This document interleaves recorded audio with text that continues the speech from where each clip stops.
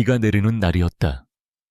서울의 부촌에서도 가장 높은 곳에 자리한 강태준의 저택은 거대한 유리와 강철로 만들어진 성체처럼 보였다.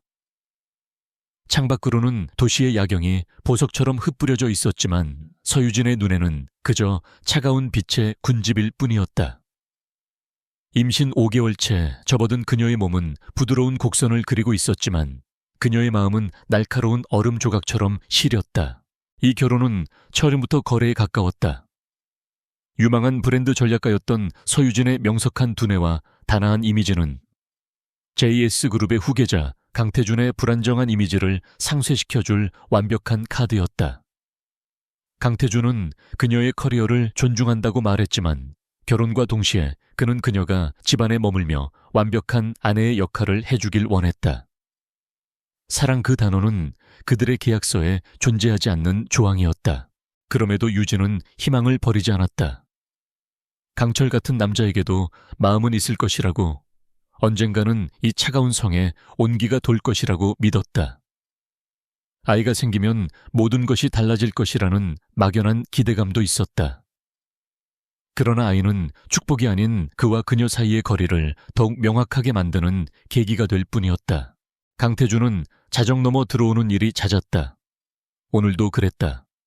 현관문이 열리는 소리, 기계처럼 일정한 구둣발 소리가 대리석 복도를 울렸다. 유진은 소파에 앉아 담요를 덮은 채 그를 기다리고 있었다. 희미한 조명 아래 그녀의 얼굴은 창백했다. 아직 안 잤어. 그의 목소리는 피곤함이 묻어났지만 그 안에는 아내에 대한 걱정이나 애정은 없었다. 그저 사실을 확인하는 듯한 무미건조한 톤이었다. 당신 기다렸어요. 식사는 했어요. 밖에서 했어. 먼저 자지. 그는 넥타이를 풀며 서재로 향했다. 유진은 그의 넓은 등을 말없이 바라보았다. 저 등 뒤에 어떤 세상이 있는지 그녀는 단 한 번도 제대로 엿본 적이 없었다. 그는 결코 자신의 세상을 그녀와 공유하지 않았다. 오늘따라 유진은 참을 수 없는 불안감에 휩싸였다. 며칠 전 그의 와이셔츠에서 아주 옅지만 익숙하지 않은 여성의 향수 냄새가 났다. 그리고 오늘 낮 청소부가 실수로 서재에 잠긴 서랍 하나를 열어두고 간 것을 발견했다. 평소라면 그냥 지나쳤겠지만 무언가에 이끌리듯 그녀는 서랍 안을 들여다보았다. 그리고 그 안에서 벨벳으로 된 작은 상자 하나를 발견했다. 태준이 서재로 들어간 후 유진은 심장이 미친 듯이 뛰는 것을 느끼며 자리에서 일어났다. 그녀는 조용히 서재 문 앞으로 다가갔다. 안에서는 물 흐르는 소리가 들렸다. 그가 샤워를 하러 들어간 것이다. 지금이 기회였다. 떨리는 손으로 서재 문을 열었다. 그의 서재는 거대하고 압도적이었다. 한쪽 벽면을 가득 채운 책장 중앙에 놓인 육중한 마호가니 책상. 모든 것이 그의 권위와 부를 상징했다. 유진은 문제의 서랍으로 다가갔다. 다시 그것을 열었을 때 벨벳 상자가 그녀를 맞았다. 상자를 여는 손가락이 가늘게 떨렸다. 안에는 사진 몇 장과 작은 종이들이 들어있었다. 첫 번째 사진을 꺼내든 순간 유진은 숨을 멈췄다. 사진 속에는 강태준이 있었다. 그러나 그녀가 아는 차갑고 무표정한 그가 아니었다. 그는 환하게 웃고 있었다. 그의 품에는 4~5살쯤 되어 보이는 남자아이가 안겨 있었고 그의 곁에는 낯익은 얼굴의 여자가 서 있었다. 한때 스크린을 장식했던 배우 한첼이었다. 세 사람은 마치 진짜 가족처럼 다정해 보였다. 배경은 따스한 햇살이 내리쬐는 어느 공원이었다. 유진의 머릿속이 하얗게 비어버렸다. 손이 떨려 다른 사진들을 바닥에 쏟았다. 아이의 돌잔치 사진, 세 사람이 함께 촛불을 끄는 생일 파티 사진, 아이가 그린 듯한 삐뚤빼뚤한 그림. 그림 밑에는 아빠, 엄마, 사랑해요 라고 적혀 있었다. 아빠, 엄마, 그 단어들이 비수처럼 유진의 심장에 박혔다. 뱃속의 아이가 부드럽게 움직였다. 유진은 무의식적으로 배를 감싸 안았다. 눈물이 뺨을 타고 흘러내렸다. 이것이 그가 밤늦게 귀가한 이유, 그녀에게 늘 차가웠던 이유, 그리고 그녀의 임신 소식에도 기뻐하지 않았던 이유였다. 그에게는 이미 다른 가족이 있었다. 그 순간 서재 문이 열렸다. 샤워를 마친 태준이 가운 차림으로 서 있었다. 그의 시선은 바닥에 흩어진 사진들과 망연자실한 표정의 유진에게 닿았다. 그의 얼굴에서 순간적으로 당황한 기색이 스쳤지만 이내 냉정한 무표정으로 돌아왔다. 내 서랍을 함부로 뒤졌나. 그의 목소리에는 분노보다 차가운 질책이 담겨 있었다. 유진은 떨리는 손으로 사진 한 장을 집어들었다. 그가 아이를 사랑스럽게 바라보는 사진이었다. 이게 뭐예요? 목소리가 제대로 나오지 않았다. 모든 단어가 목구멍에 걸려 찢어지는 듯 했다. 태주는 천천히 그녀에게 다가왔다. 그는 바닥에 흩어진 사진들을 한번 훑어보더니 깊은 한숨을 내쉬었다. 변명이나 거짓말은 없었다. 보는 그대로야. 그의 대답은 너무나 간단하고 명료해서 잔인할 정도였다. 유진은 그의 얼굴을 올려다보았다. 그의 눈에는 미안함이나 죄책감이라고는 찾아볼 수 없었다. 마치 성가신 문제를 처리하는 듯한 표정이었다. 보는 그대로라고요. 그럼 이 아이는 당신 아이예요. 저 여자는요. 그래, 내 아들 강지후다. 그리고 체리 씨는 지후 엄마고 그는 내 아들이라는 단어에 힘을 주어 말했다. 마치 유진의 뱃속에 있는 아이는 존재하지 않는 것처럼 유진의 심장이 바닥으로 곤두박질 치는 것 같았다. 지난 몇 년간 그녀가 지켜온 결혼 생활, 그녀가 품었던 작은 희망, 그 모든 것이 한순간에 산산조각 났다. 그녀는 이 거대한 사기극의 여주인공이었을 뿐이다. 언제부터였어요. 네오와 결혼하기 전부터. 체리 씨와는 오랜 관계였어. 결혼 전부터. 그런데 왜 저와 결혼했죠? 왜 나였어요? 유진의 목소리가 절규처럼 터져 나왔다. 태주는 그런 그녀를 무감각한 눈으로 바라보았다. JS그룹의 안주인 자리는 한채리가 감당할 수 있는 자리가 아니었으니까. 당신은 모든 조건을 완벽하게 갖추고 있었지. 똑똑하고 배경 좋고 처신도 바르고. 서유진, 당신은 나에게 완벽한 사업 파트너였어. 아내로서도. 사업 파트너. 그 말이 유진의 모든 것을 무너뜨렸다. 그녀는 아내가 아니라 그의 제국을 지키기 위한 방패막이자 장식품에 불과했다. 그녀의 사랑 헌신, 심지어 그녀가 품고 있는 아이까지도 이 남자에게는 거래의 일부였을 뿐이다. 그럼 우리 아이는요? 뱃속의 이 아이는 당신에게 아무 의미도 없는 건가요? 그녀는 마지막 남은 희망을 붙잡고 물었다. 그의 입에서 단 한마디의 따뜻한 말이라도 나온다면 그녀는 어쩌면 이 모든 것을 견뎌낼 수 있을지도 모른다고 생각했다. 하지만 그의 대답은 그녀의 마지막 희망마저 짓밟아 버렸다. 물론 의미 있지. JS그룹의 적통 후계자가 될 아이니까. 그러니 몸 관리 잘해. 쓸데없는 감정 소모는 태아에게 좋지 않아. 그는 마치 값비싼 자산을 관리하는 관리인처럼 말했다. 유진은 허탈한 웃음을 터뜨렸다. 눈물이 쉴 새 없이 흘렀다. 그녀가 사랑했던 아니 사랑한다고 믿었던 남자는 괴물이었다. 감정 없는 차가운 심장을 가진 괴물. 나가주세요. 유진이 간신히 입을 열었다. 뭐라고? 여기서 나가달라고요. 당신 얼굴 더는 보고 싶지 않아요. 태준의 미간이 살짝 찌푸려졌다.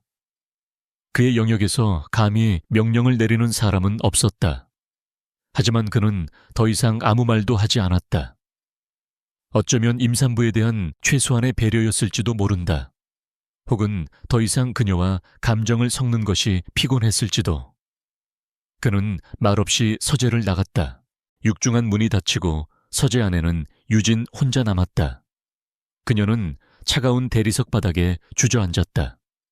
바닥에 흩어진 행복한 가족 사진들이 그녀를 조롱하는 것 같았다. 창밖에서는 여전히 비가 내리고 있었다.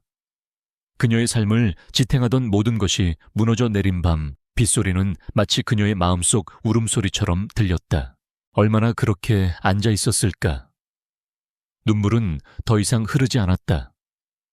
대신 그 자리를 차가운 분노와 서늘한 결심이 채우기 시작했다. 그녀는 바닥의 사진들을 하나씩 주워 모았다. 한때 사랑했던 남자의 배신, 그의 잔인함, 그리고 다른 여자의 존재. 이 모든 것이 그녀의 심장을 갈기갈기 찢어 놓았지만 동시에 그녀를 강하게 만들고 있었다. 그녀는 배를 부드럽게 쓰다듬었다. 이 아이는 강태준의 후계자가 아니라 오롯이 그녀의 아이였다. 이 아이를 위해서라도 이렇게 무너질 수는 없었다. 그녀는 이 지옥 같은 성에서 나가야 했다. 그러나 그냥 나갈 수는 없었다. 그들이 그녀에게 준 모욕과 상처를 그대로 돌려주어야 했다. 서유진은 자리에서 일어섰다. 그녀의 눈빛은 더 이상 슬픔에 젖어 있지 않았다. 그 안에는 강철 같은 의지와 냉철한 이성이 번뜩이고 있었다. 강태준, 당신은 당신이 누구를 적으로 돌렸는지 곧 알게 될 거야. 당신이 가장 완벽한 파트너라고 믿었던 내가 당신의 제국을 무너뜨릴 가장 치명적인 적이 될 테니까. 유리창에 비친 그녀의 모습은 연약한 임산부가 아니었다. 복수를 계획하는 차가운 전략가의 모습이었다. 전쟁은 이제 시작되었다.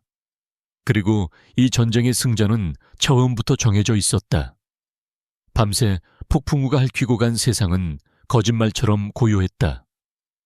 동쪽 하늘이 희미하게 밝아오기 시작할 무렵 서유진은 서재 소파에 앉은 채로 밤을 새웠다. 눈물은 오래전에 말라붙었고 텅 빈 눈동자에는 차가운 새벽빛이 담겨 있었다. 어젯밤의 충격과 슬픔은 용광로 속에서 단련된 강철처럼 단단하고 예리한 결심으로 변해 있었다. 그녀는 더 이상 강태준의 아내가 아니었다. 그녀는 오직 자신의 아이를 지켜야 하는 어머니, 그리고 빼앗긴 자신의 인생을 되찾아야 하는 한 명의 인간 서유진이었다. 아침 식사 시간, 거대한 식탁 양끝에 두 사람은 말없이 앉아 있었다. 어젯밤의 폭풍 같은 대화는 마치 없었던 일인 양식탁 위에는 팽팽한 침묵만이 감돌았다. 강태준은 평소와 다름없이 태블릿으로 뉴스를 확인하며 식사를 했다. 그의 얼굴에는 어떠한 감정의 동요도 읽을 수 없었다. 어쩌면 그는 유진이 하룻밤 울고 나면 모든 것을 체념하고 받아들일 것이라 생각했을지도 모른다. 그의 세상에서 여자란, 특히 그의 아내란 그런 존재였으니까. 놀랍게도 유진 역시 평온했다. 그녀는 천천히 수프를 떠먹으며 태준을 관찰했다. 예전에는 그의 무관심이 상처가 되었지만 이제 그것은 분석해야 할 데이터에 불과했다. 그의 습관, 그의 표정, 그의 약점. 그녀는 적을 연구하는 전략가처럼 그를 뜯어보고 있었다. 오늘 저녁엔 손님이 와, 준비해줘. 태준이 태블릿에서 눈을 떼지 않은 채 말했다. 누구신데요? 자사눈용사 대표 부부. 중요한 분들이니 신경 좀 써. 예전 같았으면 완벽한 안주인의 역할을 해내기 위해 긴장하고 애썼을 것이다. 그러나 지금 유진의 머릿속은 다른 계획으로 가득 차 있었다. 알겠어요. 걱정 마세요. 그녀의 순순한 대답에 태준이 처음으로 고개를 들어 그녀를 보았다. 그녀의 얼굴은 평소보다 창백했지만 눈빛은 이상할 정도로 차분했다. 그는 아주 미미한 위화감을 느꼈지만 이내 대수롭지 않게 여기고 다시 태블릿으로 시선을 돌렸다. 그가 저지른 가장 큰 실수는 서유진이라는 여자를 과소평가한 것이었다. 태준이 출근한 후 거대한 저택에는 다시 유진 혼자 남았다. 그녀는 하인들에게 저녁 만찬 준비를 지시한 뒤 자신의 방으로 올라왔다. 그리고는 낡은 수첩에서 조심스럽게 번호 하나를 찾아냈다. 박민혁, 대학 시절부터 가장 친했던 친구이자 지금은 대한민국에서 가장 날카로운 이혼 전문 변호사 중 한 사람이었다. 그녀는 보안을 위해 개인 휴대폰이 아닌 예전에 쓰던 공기계를 이용해 전화를 걸었다. 몇 번의 신호음 끝에 익숙한 목소리가 들려왔다. 박민혁입니다. 민혁아, 나 유진이야. 수화기 너머에서 잠시 침묵이 흘렀다. 유진이, 서유진, 이게 얼마 만이야. 잘 지내? 그의 목소리에는 반가움과 함께 미묘한 걱정이 묻어 있었다. 그는 유진의 결혼을 탐탁지 않게 여겼던 유일한 친구였다. 미녀가 혹시 오늘 오후에 잠깐 시간 괜찮아? 아주 잠깐이면 돼. 그녀의 목소리는 침착했지만 민혁은 그 가슴 안에 숨겨진 긴박함을 놓치지 않았다. 무서운 일 있어. 목소리가 안 좋아. 만나서 얘기할게. 복잡한 이야기라. 안전한 장소였으면 좋겠어. 알았어. 내가 2시간 뒤에 주소 문자로 보낼게. 거기로 혼자 올 수 있지? 응, 고마워. 전화를 끊은 유진은 깊은 숨을 내쉬었다. 첫 번째 단추는 끼웠다. 이제부터는 속도와 정확성이 생명이었다. 그녀는 옷을 갈아입고 최대한 눈에 띄지 않는 평범한 차림으로 집을 나섰다. 민혁이 보내준 주소는 강남의 한적한 골목에 위치한 작은 법무법인 사무실이었다. 그의 개인 작업실처럼 보였다. 사무실 안은 서류들로 가득했지만 깔끔하게 정돈되어 있었다. 민혁은 유진을 보자마자 걱정스러운 표정을 지었다. 얼굴이 반쪽이 됐네. 앉아. 그가 내민 따뜻한 차를 받아든 유진의 손이 미세하게 떨렸다. 그 따뜻함에 애써 억누르고 있던 감정이 다시 올라오는 것 같았다. 무서운 일이야, 유진아. 강태준, 그 자식이 너한테 무슨 짓이라도 한 거야. 유진은 말없이 가방에서 어젯밤 발견했던 사진 몇 장을 꺼내 테이블 위에 올려놓았다. 민혁의 얼굴이 순식간에 굳어졌다. 사진 속 강태준과 한채리, 그리고 아이의 모습을 확인한 그의 눈에 분노가 이글거렸다. 이게 사실이야. 언제부터 알았어? 어젯밤에 아이는 우리 결혼 전부터 있었대. 유진은 어젯밤의 일을 담담하게 설명했다. 강태준의 잔인한 말들, 그의 태도, 그리고 자신의 결심까지. 모든 이야기를 들은 민혁은 한동안 말을 잇지 못했다. 그는 친구의 고통에 분노했고 동시에 그 고통 앞에서 무너지지 않고 계획을 세우는 그녀의 강인함에 놀랐다. 그래서 이혼하려는 거지. 당연히 그래야지. 내가 가진 모든 걸 동원해서 그 자식 재산 절반 아니 그 이상을 뜯어내 줄게. 양육권도 무조건 우리가 가져오는 거고. 아니 민혁아. 유진이 그의 말을 잘랐다. 단순한 이혼 소송이 아니야. 이건 전쟁이야. 그녀의 눈빛이 날카롭게 빛났다. 나는 그냥 떠나지 않을 거야. 강태준이 나에게서 앗아간 시간, 내 커리어, 내 자존심, 그리고 내 아이의 미래까지 전부 몇 배로 되돌려 받을 거야. 그러려면 증거가 필요해.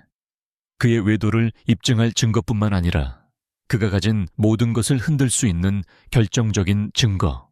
민혁은 유진의 눈을 똑바로 바라보았다. 그가 알던 따뜻하고 이성적이던 서유진은 없었다. 그 자리에는 차가운 분노로 무장한 여전사가 앉아 있었다. 어떤 증거를 말하는 거야? JS그룹 내부 자료, 강태준의 개인 자산 현황, 특히 해외에 숨겨둔 자산이나 차명 계좌 같은 것들, 그리고 어쩌면 불법적인 거래 내역까지. 그 사람 서재 컴퓨터에 모든 게 들어있을 거야. 그걸 내 손으로 빼내올 거야. 민혁의 표정이 심각해졌다. 유진아, 그건 너무 위험해. 들키기라도 하면.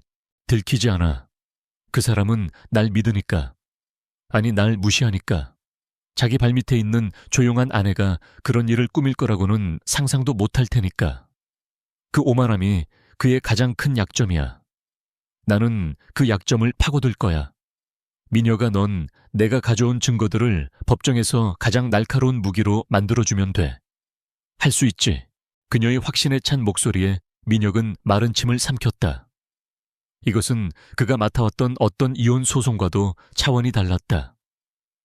이건 한 여자가 자신의 존엄을 걸고 거대 제국에 맞서는 싸움이었다. 알았어. 네가 그렇게 결심했다면 나도 목숨 걸고 돕지. 필요한 장비나 기술적인 지원은 내가 알아볼게. 절대 혼자라고 생각하지 마. 든든한 동맹을 얻은 유진은 조금 안심이 되었다. 그날 이후 유진의 은밀한 작전이 시작되었다. 그녀는 완벽한 아내를 연기했다.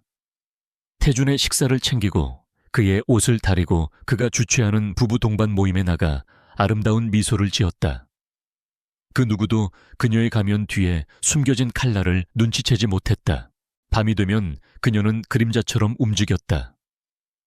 태준이 깊이 잠든 것을 확인한 후 그녀는 서재로 향했다. 민혁이 구해준 소형 USB와 해킹 프로그램을 이용해 그의 컴퓨터에 접근했다. 심장이 터질 것처럼 뛰었지만 그녀의 손은 침착하게 움직였다. 첫 며칠간은 암호를 푸는 것조차 쉽지 않았다. 하지만 유진은 포기하지 않았다. 그녀는 강태준의 모든 것을 떠올렸다. 그의 생일, 어머니의 기일, 그가 처음으로 성사시킨 계약 날짜, 그리고 그 아이, 강지우의 생일, 빙고. 암호는 아이의 생일이었다. 그 사실이 다시 한번 그녀의 가슴을 후벼 팠지만 그녀는 감정을 억눌렀다. 지금은 슬퍼할 때가 아니었다. 컴퓨터 안에는 거대한 왕국이 있었다. JS그룹의 재무제표 인수 합병계획서, 주주명부 같은 공식적인 자료부터 시작해서 유진은 더 깊숙한 곳으로 파고들었다. 그리고 마침내 찾아냈다. VVIP 관리라는 이름의 폴더. 그 안에는 정관계 인사들의 리스트와 그들에게 제공된 뇌물 내역, 그리고 페이퍼 컴퍼니를 통해 조성된 비자금 파일들이 들어있었다. 강태준 제국의 추악한 민낯이었다. 그녀는 필요한 파일들을 빠르게 복사했다. 매일 밤 그녀는 퍼즐 조각을 맞추듯 강태준의 비밀을 하나씩 수집했다. 그의 외도 증거는 차고 넘쳤다. 한채리와의 통화 녹음 두 사람이 함께 해외로 나간 기록 아이의 양육비로 회사 돈을 유용한 내역까지. 어느 날 밤 그녀는 H계획이라는 이름의 파일을 발견했다. 그것은 한채리와 관련된 파일이었다. 내용을 확인한 유진의 눈이 커졌다. 거기에는 강태준이 한채리에게 JS그룹의 계열사 하나를 넘겨주기로 약속한 이면 계약서가 들어있었다. 그 대가로 한채리는 아들 지우를 이용해 강 회장, 즉 태준의 아버지의 마음을 사로잡고 후계 구도를 확실히 하는 역할을 맡기로 되어 있었다. 모든 것이 분명해졌다. 이것은 단순한 사랑이 아니라 야망과 탐욕으로 얽힌 더러운 거래였다. 유진 자신은 물론이고 그녀의 뱃속 아이까지 이들의 거대한 계획을 위한 희생양이었던 것이다. 모든 증거를 백업한 USB를 손에 쥔 유진은 창가에 섰다. 저 멀리 도시의 불빛이 아득하게 보였다. 며칠 전만 해도 저 불빛들은 그녀를 가둔 차가운 감옥의 창살처럼 보였다. 하지만 지금 그것들은 그녀가 곧 되찾을 새로운 세상의 약속처럼 반짝였다. 그녀는 자신의 배를 감싸 안았다. 아가야, 조금만 기다려. 엄마가 너에게 이 더러운 세상이 아닌 아주 멋진 세상을 선물해 줄게. 그녀의 조용한 작별 인사는 끝났다. 이제 방역의 서막이 오르고 있었다. 손안에 들어온 데이터는 날카로운 칼과 같았다. 하지만 칼은 쓰는 사람에 따라 그 가치가 달라지는 법이다. 서유진은 자신이 모은 증거들이 법정에서 강태준을 무너뜨릴 수 있다는 것을 알았지만 그것만으로는 부족했다. 법정 싸움은 길고 지루하며 그 과정에서 JS그룹이라는 거대 권력은 언론과 법조계에 막강한 영향력을 행사할 터였다. 그녀에게는 법정 밖에서 싸워줄 아군 강태준의 제국에 균열을 낼 수 있는 외부의 힘이 필요했다. 결혼과 함께 잊고 지냈던 과거의 인맥들을 떠올렸다. 화려한 커리어를 쌓던 시절 그녀의 능력을 알아보고 손을 내밀어 주었던 사람들.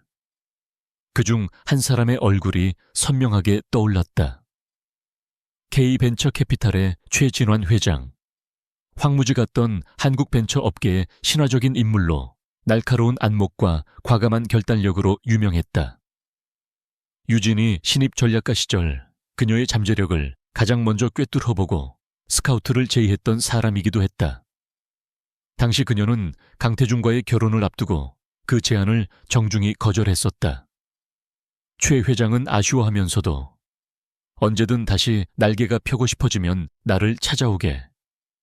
서유진이라는 이름 석자는 내가 보증하지 라는 말을 남겼었다. 그 언제든이 바로 지금이었다. 유진은 최 회장에게 직접 연락하지 않았다.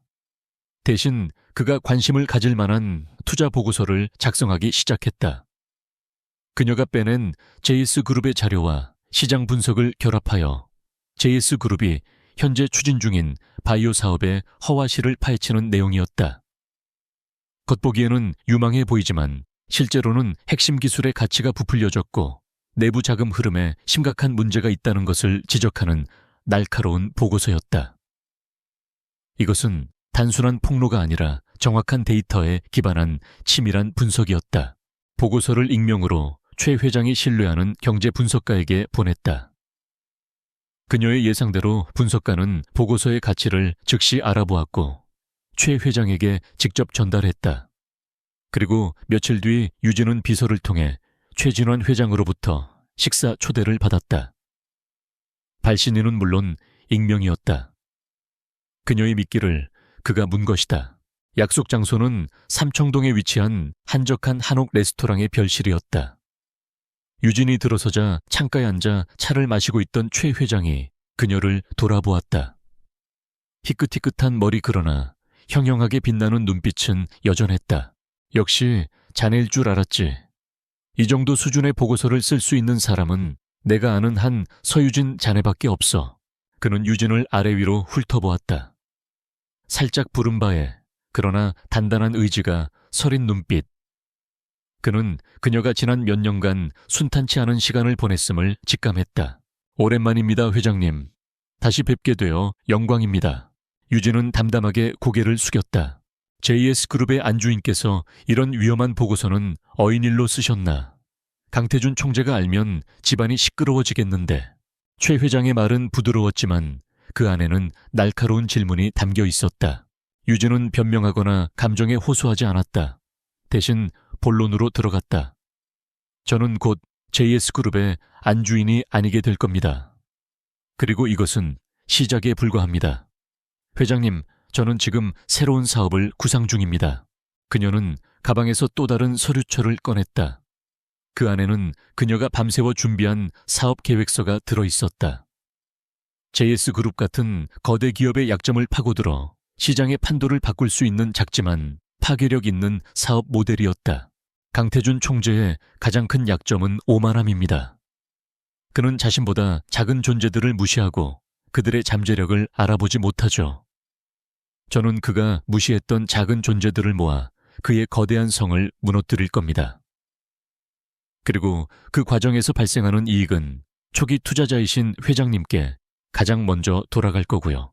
그것은 도움을 구하는 요청이 아니라 거부할 수 없는 투자 제안이었다. 최 회장은 잠시 유진을 말없이 바라보았다. 몇 년 전 패기 넘치던 젊은 전략가의 모습 위로 시련을 겪고 더욱 단단해진 승부사의 얼굴이 겹쳐 보였다.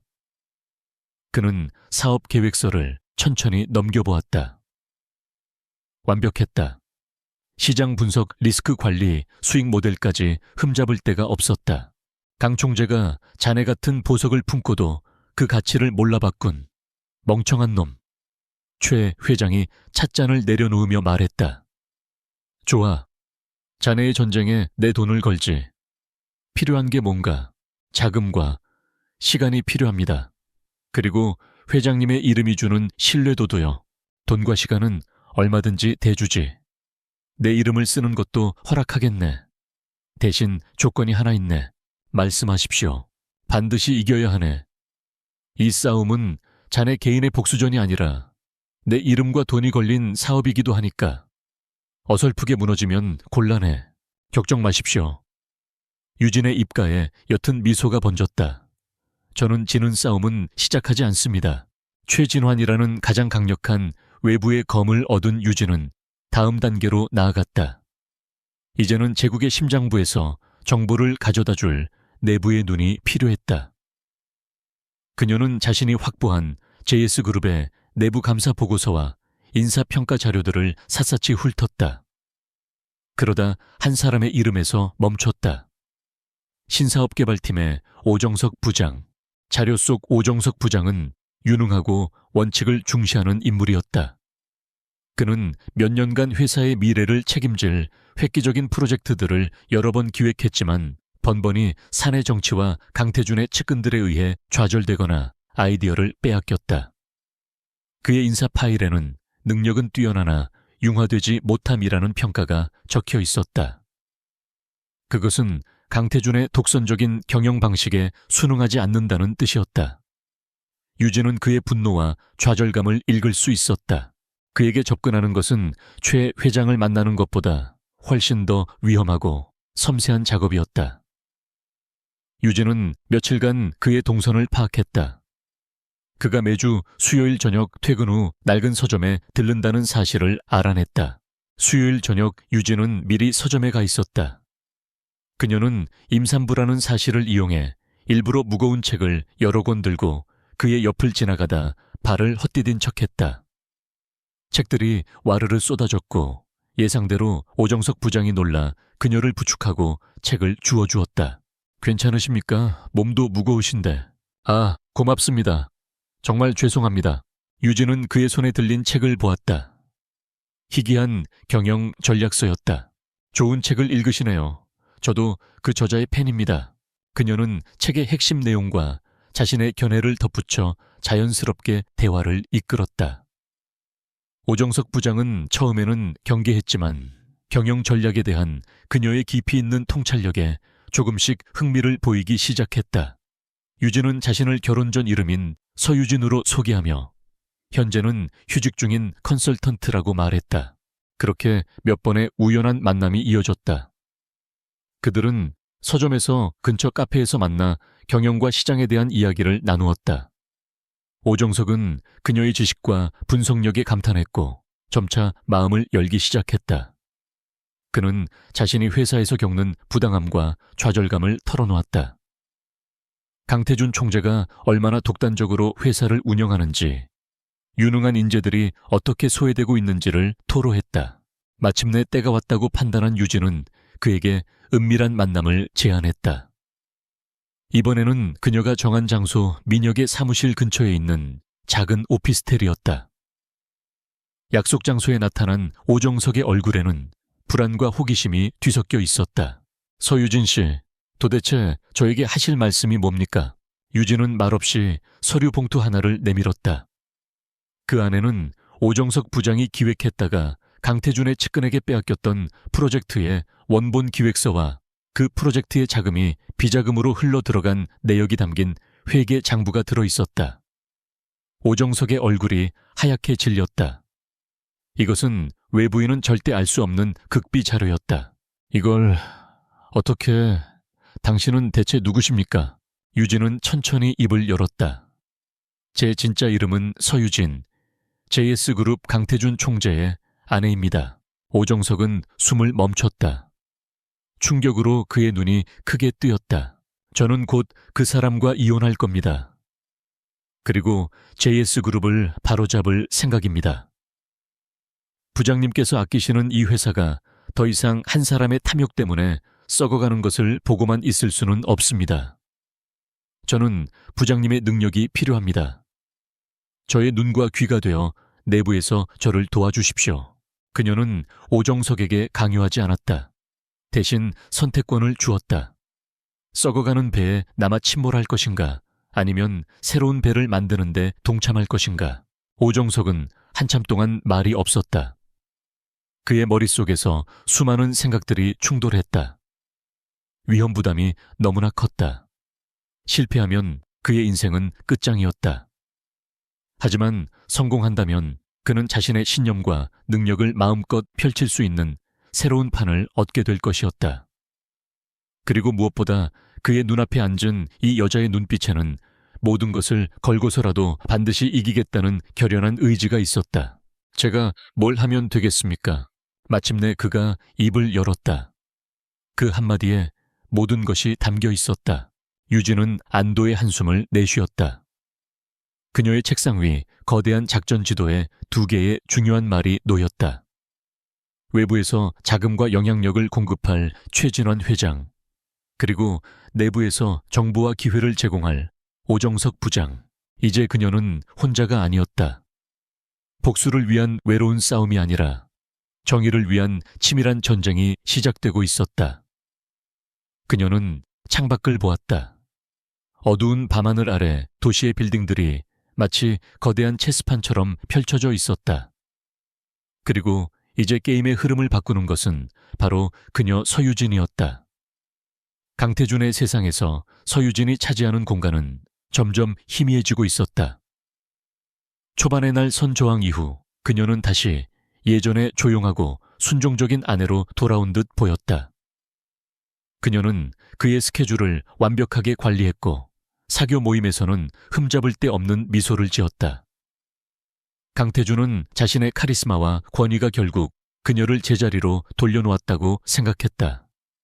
어리석은 반항심은 임신으로 인한 일시적인 감정 기복이었을 뿐이라고 그는 결론 내렸다. 그의 무관심은 한채리에게는 달콤한 자신감의 근원이 되었다. 태준은 요즘 부쩍 그녀와 아들 지우를 찾는 횟수가 늘었다. 값비싼 선물을 안겼고 곧 모든 것을 정리하고 그녀와 아들을 집으로 드릴 것이라는 약속을 흘렸다. 한채리는 승리가 눈앞에 와 있다고 확신했다. 이제 그녀에게 남은 것은 본처의 자리에서 버티고 있는 서유진이라는 마지막 장애물을 제거하는 일뿐이었다. 그녀는 서유진을 직접 만나 그녀의 비참한 현실을 깨닫게 해주고 제 발로 그 집에서 걸어나가게 만들고 싶었다. 그것은 승자의 당연한 권리이자 오만한 과시욕이었다. 기회는 생각보다 빨리 찾아왔다. 그녀는 태준의 비서를 통해 서유진이 매주 금요일 오후 청담동의 한 고급 백화점 내에 있는 VIP 산부인과 클리닉을 찾는다는 정보를 얻어냈다. 완벽한 무대였다. 한채리는 가장 아끼는 명품 옷을 차려입고 아들 지우의 손을 잡고 백화점으로 향했다. 우연한 만남을 가장한 치밀하게 계획된 연극의 막을 올리기 위해서였다. 유진은 진료를 마친 후 바로 아래층에 있는 유아용품 매장을 둘러보고 있었다. 작고 하얀 아기 옷들을 만지작거리는 그녀의 얼굴에는 오랜만에 부드러운 미소가 감돌았다. 뱃속의 아이는 그녀가 이 힘든 싸움을 계속하는 유일한 이유이자 가장 큰 위안이었다. 어머 형님, 여기서 다 뵙네요. 솜사탕처럼 달콤하지만 어딘가 비꼬는 듯한 목소리가 등 뒤에서 들려왔다. 유진이 돌아보자 그곳에는 화려하게 차려입은 한채리가 아들의 손을 잡고 서 있었다.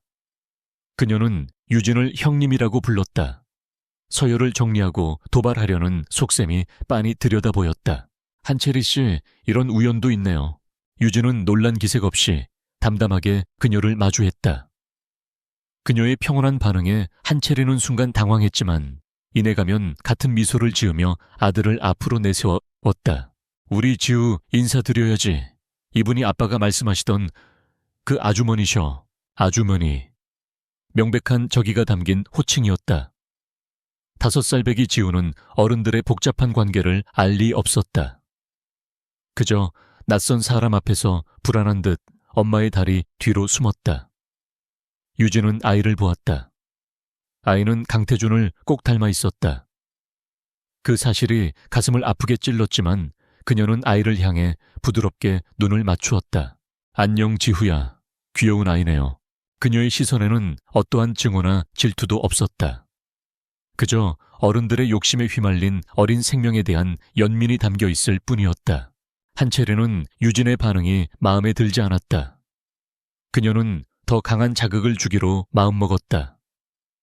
그녀는 일부러 큰 소리로 말했다.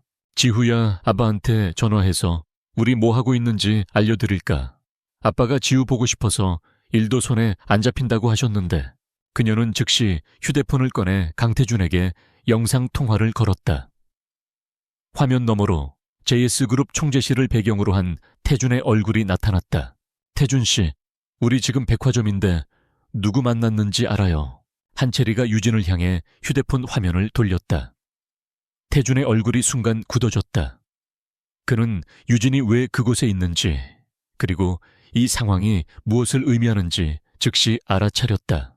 쓸데없는 짓 하지 마. 그의 낮은 경고가 수화기 너머로 들려왔다. 하지만 한채리는 아랑곳하지 않았다. 아빠 지후, 여기 있어요. 지우가 화면 속 아빠를 보고 반갑게 소리쳤다. 태준의 표정이 아들을 보자 누그러졌다. 그것은 유진이 단 한 번도 본 적 없는 다정한 아버지의 얼굴이었다. 유진은 그들의 행복한 통화를 말없이 지켜보았다. 한채리는 유진이 이 모습을 보고 무너지거나 분노하거나 최소한 상처받은 표정이라도 짓기를 기대했다. 하지만 유진은 그저 조용히 서 있을 뿐이었다. 그녀의 침묵은 한채리를 초조하게 만들었다. 전화를 끄는 한채리는 의기양양한 표정으로 말했다. 보셨죠, 형님? 태준 씨 마음이 어디에 있는지. 지우는 태준 씨의 전부나 마찬가지예요. 곧 이 아이가 JS그룹의 주인이 될 거고요. 그렇군요. 유진이 나지막이 대답했다. 그런데 아이는 야망을 채우기 위한 도구가 아니에요. 한채리 씨, 아이가 JS그룹의 주인이 되기 전에 당신이 먼저 좋은 엄마가 되어야 하지 않을까요? 뭐라고요? 한채리의 얼굴에서 미소가 사라졌다. 아이는 부모의 사랑을 먹고 자라죠.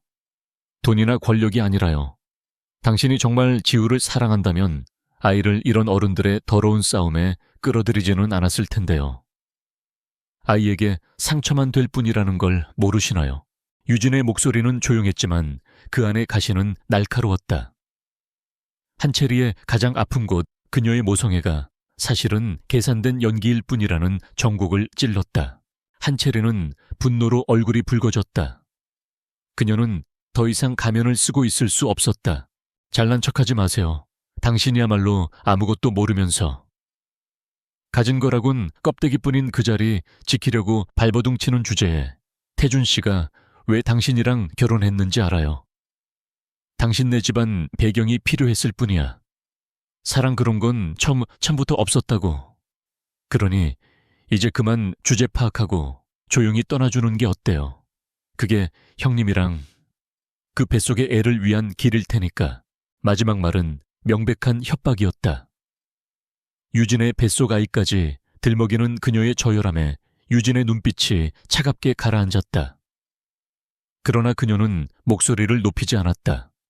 대신 한 걸음 앞으로 다가가 한채리에게만 들릴 정도로 작게 속삭였다. 강태준 같은 남자의 마음은 차지해야 할 왕관이 아니라 스스로를 가두는 감옥이에요.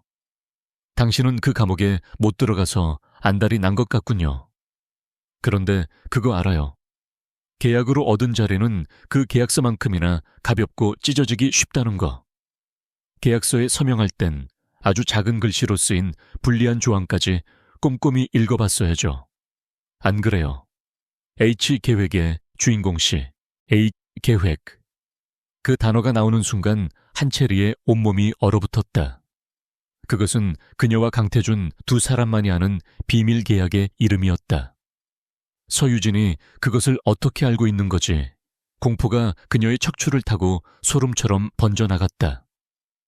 그녀가 늘 아래라고 생각했던, 무시하고 짓밟아도 된다고 생각했던 이 여자가 자신의 가장 깊은 비밀을 꿰뚫어 보고 있었다. 유진은 겁에 질린 한채리의 얼굴을 잠시 바라보다가 시선을 돌려 작은 아기 신발 하나를 집어들었다. 그리고는 아무 일도 없었다는 듯 계산대로 향했다. 그럼 아이와 좋은 시간 보내세요. 그녀는 우아하게 몸을 돌려 매장을 떠났다. 그 뒷모습은 패배자의 것이 아니었다. 모든 것을 내려다보는 승자의 여유로움이 느껴졌다. 홀로 남겨진 한채리는 한참 동안 그 자리에 서 있었다. 손에 쥔 휴대폰이 차갑게 느껴졌다. 방금 전까지 세상을 다 가진 듯 했던 자신감은 온데간데 없었다. 대신 정체 모를 불안과 공포가 그녀의 마음을 잠식하기 시작했다. 서유진 저 여자는 대체 정체가 뭘까? 그녀는 자신이 생각했던 것처럼 만만한 상대가 아니었다. 훨씬 더 위험하고 예측할 수 없는 적이었다. 한채리는 아들 지우를 내려다보았다.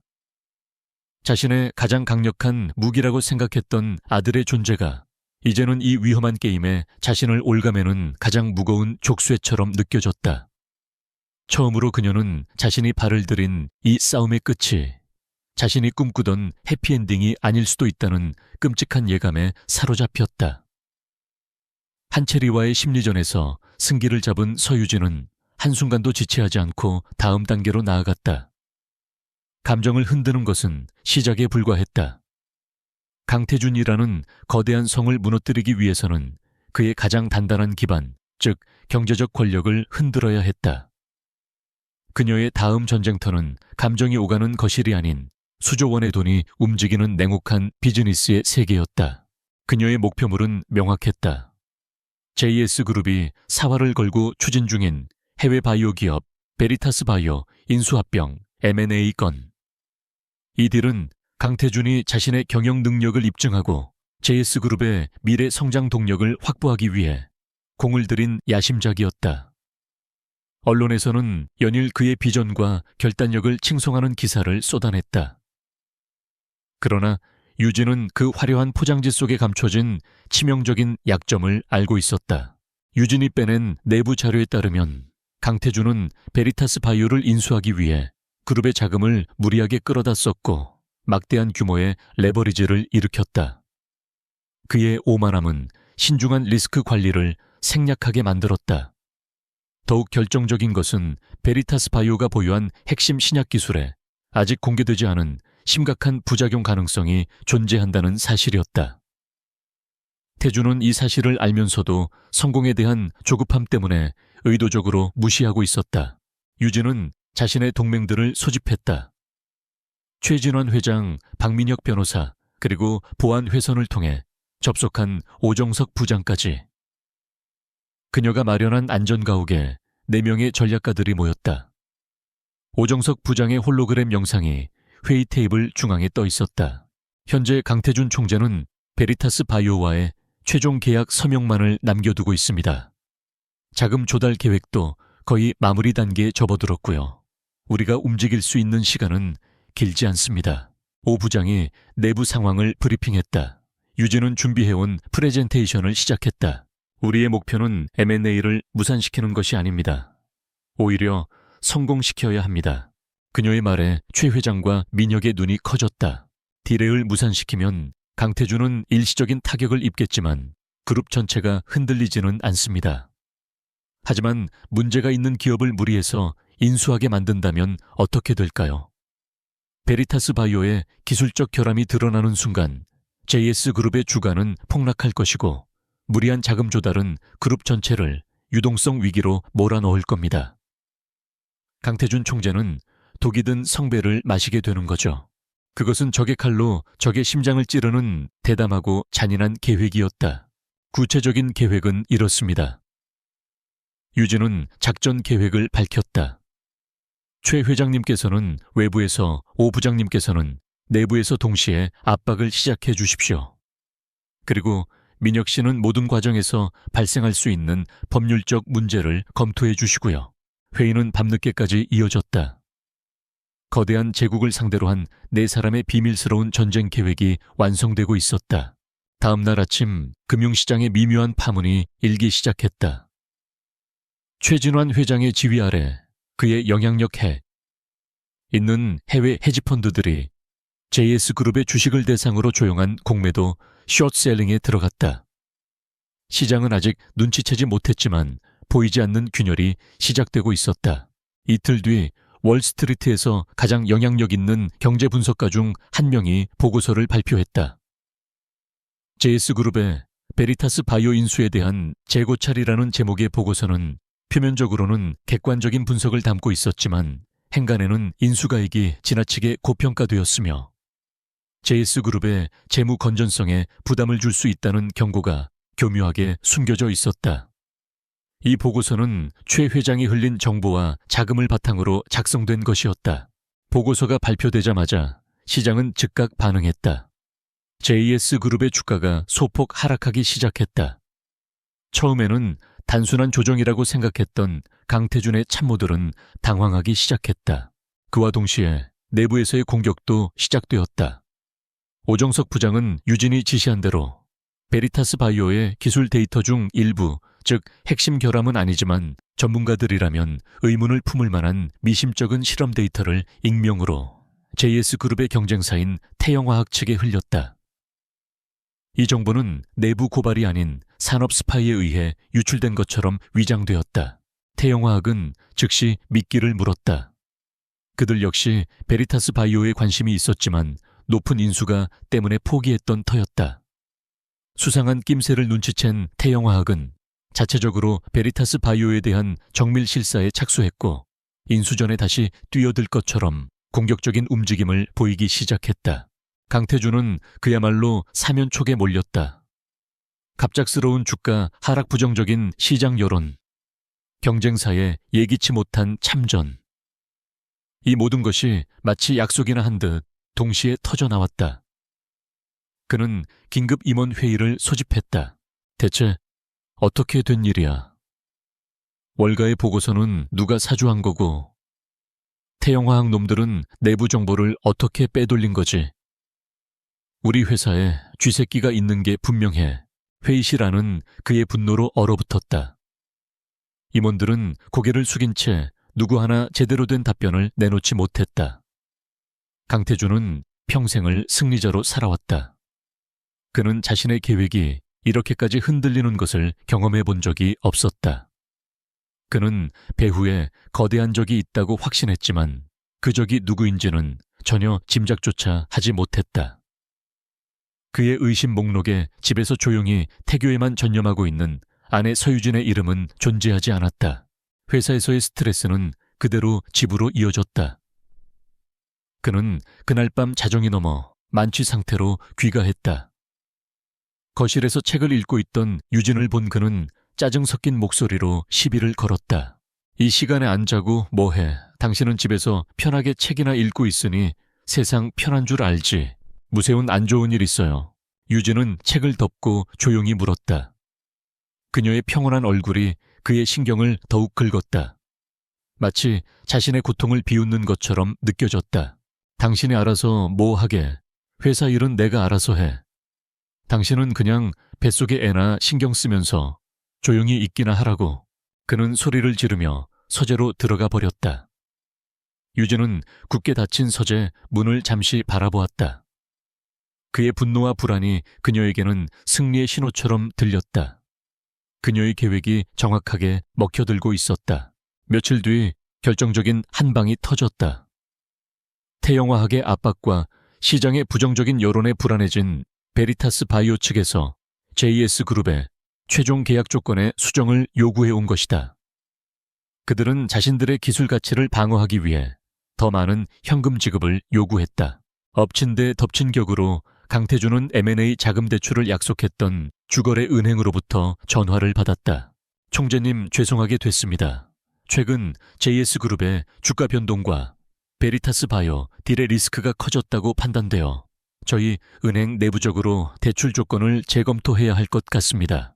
사실상 대출이 어려워졌다는 통보였다. 강태준은 수화기를 든 채 그대로 굳어버렸다. 자금줄이 막혀버린 것이다. 완벽하다고 믿었던 그의 계획에 거대한 구멍이 뚫렸다. 젠장. 그는 분노를 이기지 못하고 전화기를 책상에 내리쳤다. 그는 총재실의 거대한 유리창 앞에 서서 도시의 야경을 내려다보았다. 늘 그의 발 아래 있던 세상이 이제 그를 비웃으며 덮쳐오는 것 같은 착각에 빠졌다. 그는 난생 처음으로 통제할 수 없는 상황에 대한 무력감과 공포를 느꼈다. 바로 그 시각 저택의 조용한 침실에서 유진의 휴대폰이 짧게 진동했다. 최진환 회장에게서 온 문자 메시지였다. 1단계 완료. 유진은 휴대폰을 내려놓고 부드럽게 자신의 배를 쓰다듬었다. 그녀의 입가에 차가운 미소가 걸렸다. 아가야, 들리니 엄마가 낡은 세상을 무너뜨리고 너를 위한 새로운 세상을 만들고 있는 소리가. 경제라는 거대한 체스판 위에서 그녀는 조용히 외쳤다. 체크. 아직 게임은 끝나지 않았지만 상대 킹의 목에 칼을 겨눈 것은 분명 그녀였다. 강태준의 제국이 외부의 공격으로 휘청거리는 동안 서유진은 잠시 숨을 고르며 또 다른 전선을 살폈다. 바로 한첼이었다. 백화점에서의 만남 이후 유진의 머릿속에서는 H계획이라는 단어가 떠나지 않았다. 단순히 총수의 아이를 낳은 정부 칭후가 부와 지위를 탐하는 것이라고 보기에는 한첼이의 야망 뒤에 무언가 더 거대하고 조직적인 그림자가 느껴졌다. 그 그림자의 정체를 밝혀내는 것은 이 전쟁의 향방을 가를 중요한 열쇠가 될 터였다. 그녀는 박민혁 변호사를 통해 업계에서 가장 유능하고 입이 무겁기로 소문난 사설 조사원을 고용했다. 의뢰 내용은 간단했다. 배우 한채리의 모든 것. 그녀가 강태준을 만나기 전에 삼가족관계 자금 흐름, 그리고 그녀의 주변 인물들까지 먼지 한 톨까지 털어내달라는 것이었다. 유진은 단순한 흠집을 찾는 것이 아니었다.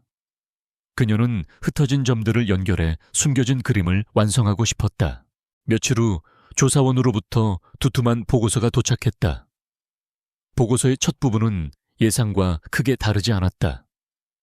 지방 소도시의 평범한 가정에서 태어나 배우의 꿈을 안고 서울로 상경 무명 시절을 전전하다가 강태준의 눈에 띄어 인생이 바뀐 신데렐라 스토리. 하지만 유진의 날카로운 눈은 평범한 서사 속에 숨겨진 몇 가지 불협화음을 발견했다.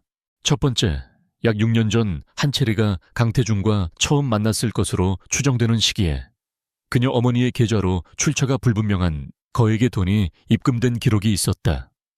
평생 모아도 만지기 힘든 돈이었다. 당시 무명 배우였던 그녀가 감당할 수 있는 액수가 아니었다. 두 번째, 오래전 연을 끊었다던 그녀의 아버지. 도박 중독으로 가산을 탕진했다고 알려진 그가 아주 짧은 기간 동안 한 회사에 위장 취업했던 기록이 발견되었다.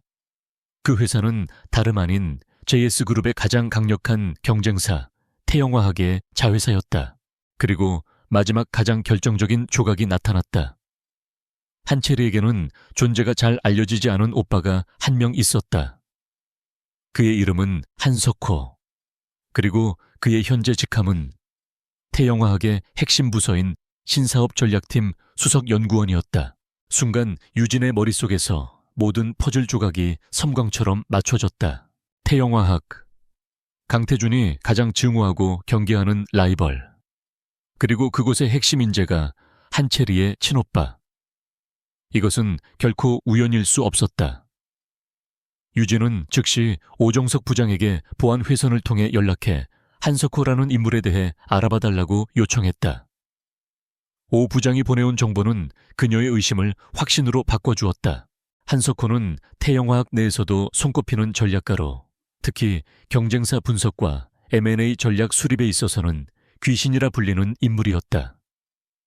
그가 현재 팀에서 맡고 있는 주요 업무 중 하나가 바로 JS그룹 대응 전략이었다. 이제 모든 것이 명확해졌다. 한채리가 강태준에게 접근한 것은 우연이나 사랑이 아니었다.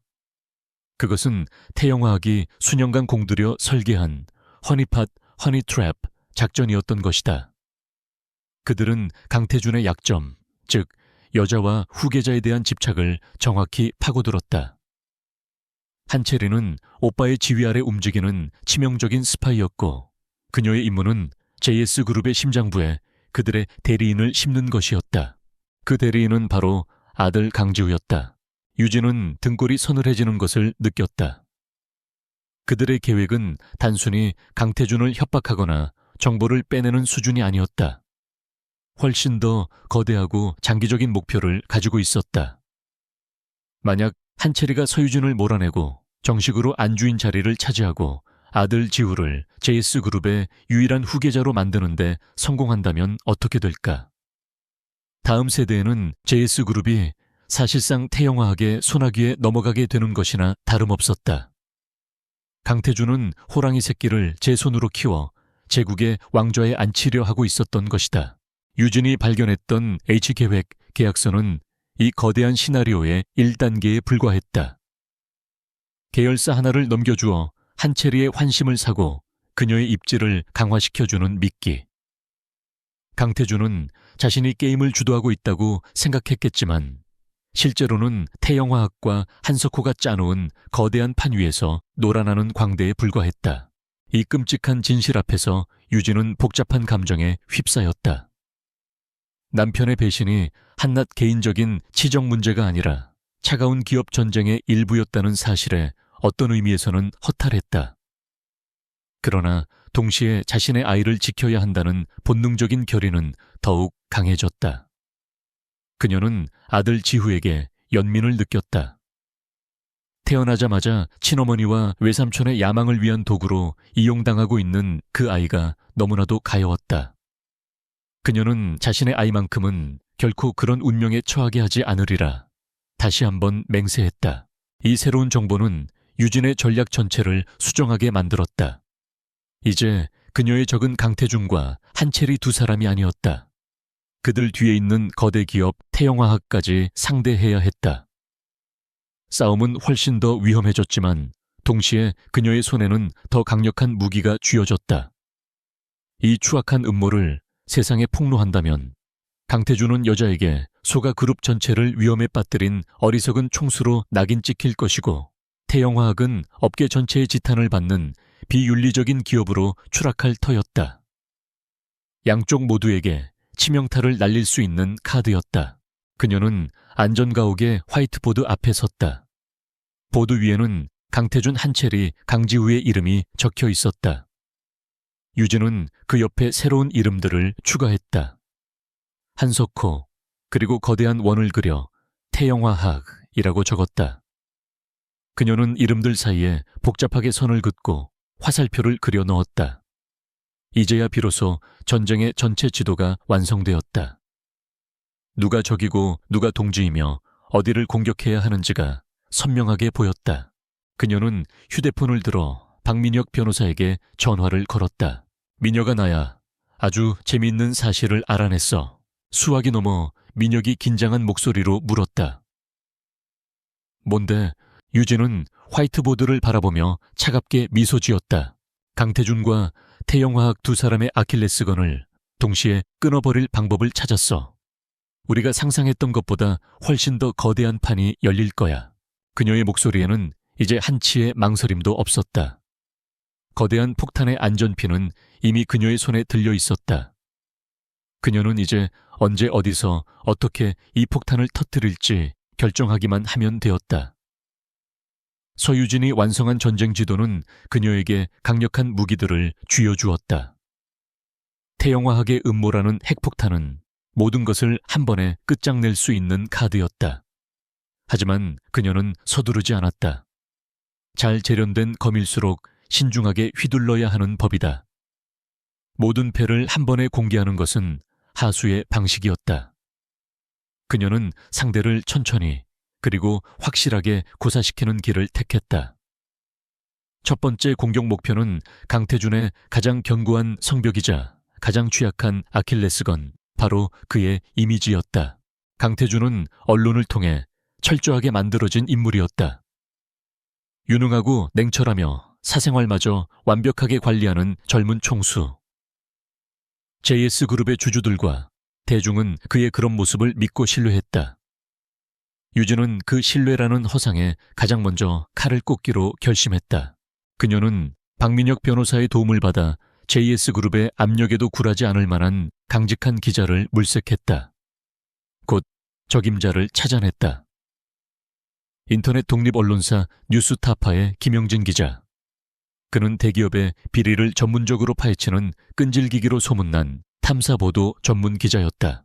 유진은 민혁이 구축한 몇 단계의 보안을 거친 익명의 이메일 계정을 통해 김영진 기자에게 접근했다.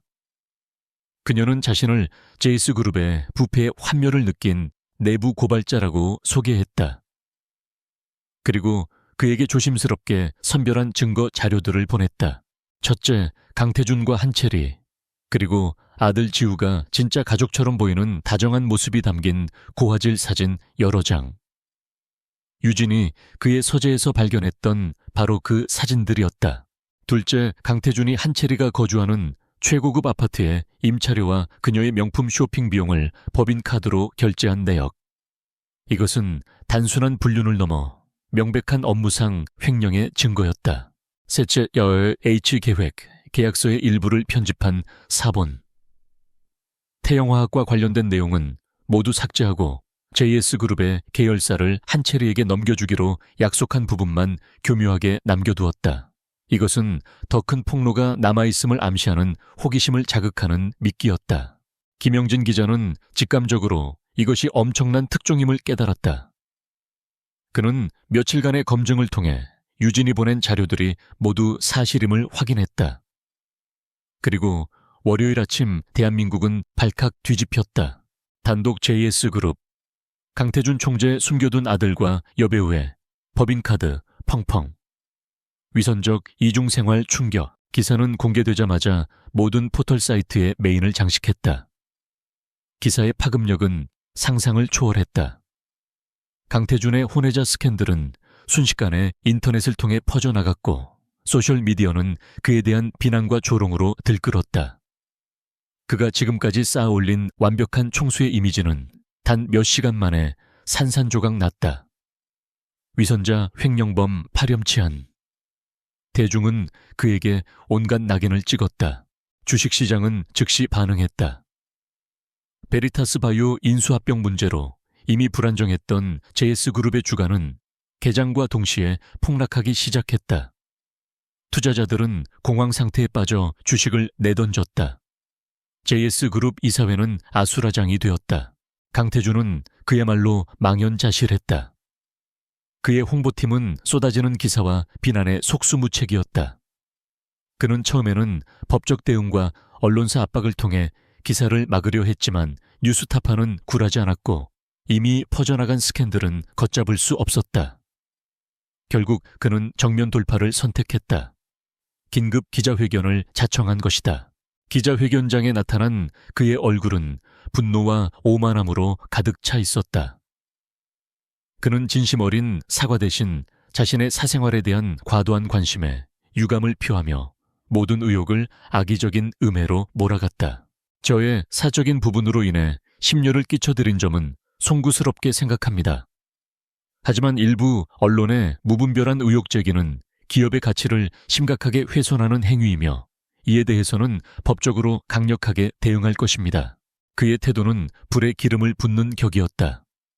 반성이라고는 찾아볼 수 없는 그의 오만한 모습에 여론은 더욱 악화되었다. 기자들의 날카로운 질문에 그는 감정적으로 대응했고 기자회견은 그의 이미지를 회복시키기는커녕 그를 구제불능의 나르시시스트로 각인시키는 최악의 자충수가 되고 말았다. 한편 한채리는 이 스캔들이 자신에게는 기회가 될 것이라고 착각했다. 모든 것이 밝혀진 이상 강태준이 서유진과 이혼하고 자신과 정식으로 가정을 꾸릴 것이라고 믿었다. 하지만 그녀의 기대와는 달리 대중의 비난은 강태준뿐만 아니라 그녀에게도 쏟아졌다. 가정을 파괴한 불륜녀, 돈에 눈이 먼 여배우. 그녀가 어떻게든 다시 재기하고 싶었던 배우로서의 인생은 이 스캔들로 완전히 끝장나 버렸다. 설상가상으로 그녀는 이 스캔들의 배후에 서유진이 있을지도 모른다는 의심, 그리고 다음 차례는 자신과 태영화학의 관계가 폭로될지도 모른다는 공포에 사로잡혔다. 서유진은 안전가옥의 소파에 앉아 이 모든 소동을 조용히 지켜보고 있었다. 그녀의 마음에는 기쁨이나 통쾌함 대신 차가운 평온함만이 감돌았다. 이것은 복수가 아니라 썩은 부위를 도려내는 외과 수술과 같은 필연적인 과정일 뿐이었다. TV 화면 속 기자들에게 둘러싸여 쩔쩔매는 강태준의 모습이 비쳤다. 유진은 그의 모습에서 더 이상 카리스마 넘치는 총재의 위엄을 찾아볼 수 없었다. 그저 궁지에 몰린 초라한 한 마리의 수컷일 뿐이었다. 그를 향했던 애증의 감정이 먼지처럼 사라지는 순간이었다. 사랑도 미움도 연민도 남지 않은 완전한 무우의 상태. 그녀는 비로소 그에게서 감정적으로 완전히 해방되었다. 그날 오후 주식시장이 마감되었다. JS그룹의 주가는 하한가를 기록했고 하루 만에 시가총액 수조 원이 증발했다. 그룹의 창립 이래 최악의 날이었다. 이사회는 강태준 총재의 경영 능력과 리더십에 대한 책임을 묻기 위해 긴급 이사회를 소집했다. 그가 평생을 바쳐 쌓아 올린 제국의 기반이 송두리째 흔들리고 있었다. 유진은 TV를 껐다. 그녀가 일으킨 미디어의 폭풍은 세상 밖에서 거세게 몰아치고 있었지만 그녀의 내면은 폭풍의 눈처럼 고요했다. 첫 번째 전투는 완벽한 승리로 끝났다. 하지만 그녀는 알고 있었다. 궁지에 몰린 짐승은 가장 난폭하고 위험한 법이다. 강태준은 이대로 무너지지 않을 것이다. 그는 이 모든 일의 배후를 찾기 위해 혈안이 될 것이고, 만약 그 배후가 자신이라는 것을 알게 된다면 상상할 수 있는 가장 비열하고 잔인한 방식으로 반격해올 터였다. 진짜 전쟁은 이제부터 시작이었다. 언론의 폭풍이 휩쓸고 간 JS그룹은 폐허와 같았다. 강태준은 사상 초유의 위기에 직면했다.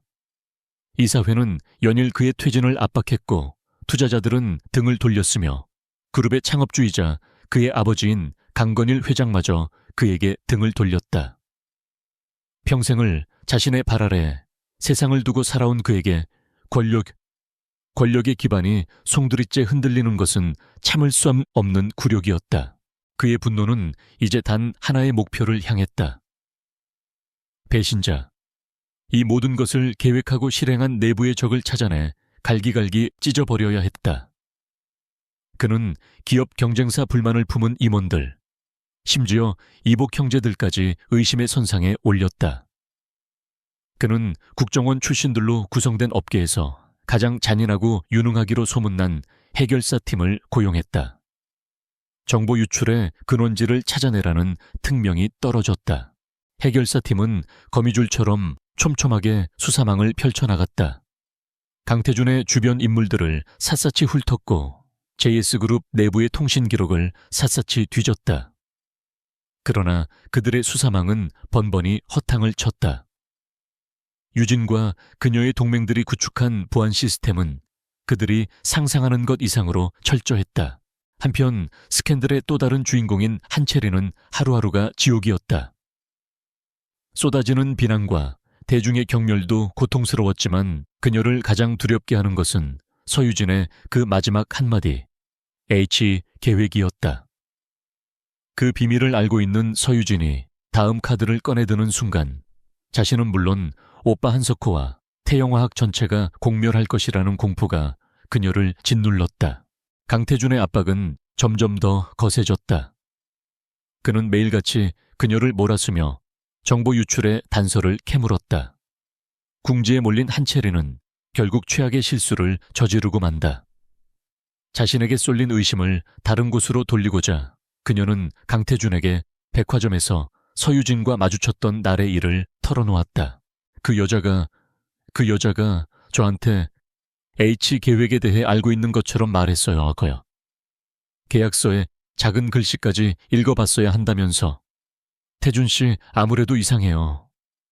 서유진 그 여자가 이 모든 일과 관련이 있는 게 아닐까요?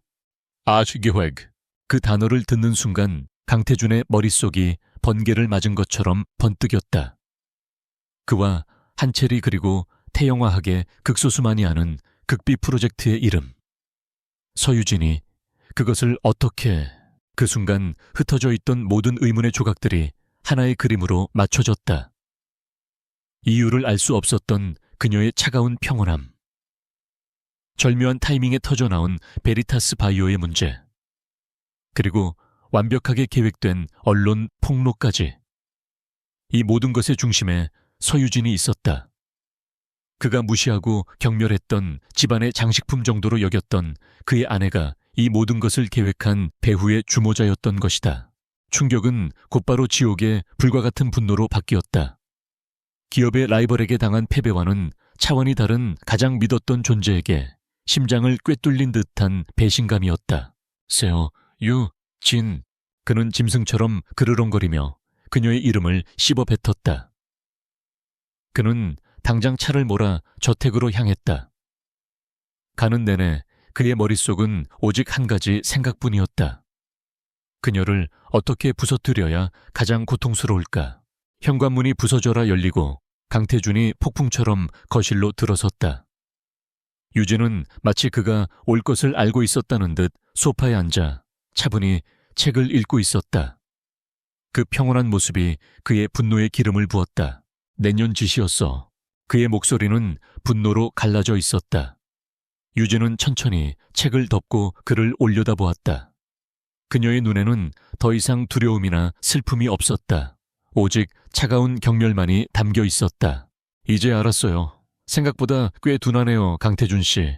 그녀의 도발에 이성을 잃은 그는 옆에 있던 값비싼 도자기를 벽에 던져 박살냈다. 파편이 사방으로 튀었다. 감히 내 따위가 나를 상대로 이따위 짓을 벌여. 그는 그녀에게 달려들어 팔을 거칠게 움켜쥐었다. 하지만 유진은 눈 하나 깜짝하지 않았다. 그 손 놔요. 내 몸에 손댈 자격 당신에겐 없어. 그녀의 서늘한 목소리에 강태준은 순간 움찔했다. 이것은 그가 알던 서유진이 아니었다. 순종적이고 연약했던 아내는 없었다. 그의 눈앞에는 모든 것을 꿰뚫어보는 냉철한 적수만이 서 있었다. 그는 공격 방식을 바꾸기로 했다. 물리적인 폭력보다 더 잔인한 심리적인 공격으로. 좋아. 내가 얼마나 잘났는지 한번 보자고. 네가 사랑하는 가족들, 내가 어떻게 할 것 같아. 네 아버지 회사, 내가 마음만 먹으면 내일 당장이라도 공중분해 시킬 수 있어. 마음대로 해요. 아버지는 이미 모든 것을 아시고 대비하고 계시니까. 유진의 대답은 그의 예상을 벗어났다. 그는 더욱 비열한 카드를 꺼내 들었다. 그의 시선이 그녀의 부푼 배로 향했다. 그럼 내 뱃속에 그건 어떨까? 넌 나를 파멸시키려 한 여자야. 그런 여자가 내 아이, JS그룹의 후계자를 키우게 놔둘 것 같아. 아이는 태어나는 순간 내가 데려올 거야. 넌 평생 네 자식 얼굴 한번 못 보고 살게 될 거라고. 그것은 그녀의 가장 약한 부분을 겨눈 비수였다. 그 어떤 협박에도 흔들리지 않던 유진의 눈동자가 순간 파르르 떨렸다. 그러나 그것도 잠시 그녀는 이내 평정을 되찾았다. 그녀 역시 이 순간을 예상하고 대비해왔다. 역시 당신은 끝까지 쓰레기군요. 그녀가 차갑게 말했다. 하지만 어쩌죠? 당신의 그 협박은 아무 소용없을 텐데. 유진은 자리에서 일어나 테이블 위에 놓인 작은 리모컨을 눌렀다. 거실 벽면에 대형 스크린이 켜지며 박민혁 변호사의 얼굴이 나타났다. 강태준 씨, 오랜만이군요. 민혁이 화면 너머로 냉정하게 말했다. 서유진 씨에게 무슨 일이 생기거나 그녀의 뜻에 반하는 일이 벌어질 경우 제가 보관하고 있는 모든 자료들이 즉시 언론사와 검찰 그리고 태영화학 측에 동시 전송되도록 설정되어 있습니다. 소위 데드맨 스위치라는 거죠. 화면에는 유진이 모아온 모든 증거 파일 목록이 떠올랐다. 강태준의 횡령 비자금 내역 그리고 태영화학 한체리 커넥션 보고서라는 이름의 파일까지. 강태준의 얼굴이 하얗게 질렸다. 그녀는 모든 것을 알고 있었다. 그리고 자신의 목에 겨눠진 칼자루를 역으로 움켜쥐고 있었다. 자, 이제 선택해요, 강태준 씨. 유진이 말했다. 나와 내 아이를 건드려서 JS그룹과 당신 가문 전체를 폭파시키든가. 아니면 내가 제시하는 조건에 따라 조용히 이혼 서류에 도장을 찍든가. 완벽한 외통수였다.